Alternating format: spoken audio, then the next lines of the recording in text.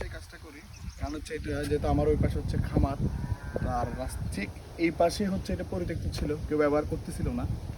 তো যার কারণে হচ্ছে আমরা এটা পরিষ্কার করছি।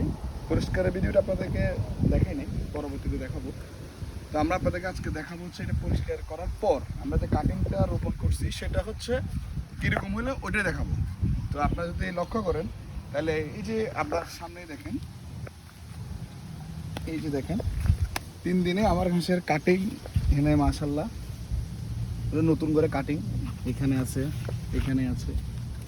তো এটার মেইন জিনিস হচ্ছে আপনার অনেক সময় পরিত্যক্ত জায়গায়ও মানে সোনার খনি যেরকম পাওয়া যায় এখানেও আছে পরিত্যক্ত জায়গাকে আমরা পরিষ্কার করে হচ্ছে ধরতে গেলে আমার জন্য সোনার খনি হিসেবে আমি এটা ব্যবহার করতেছি।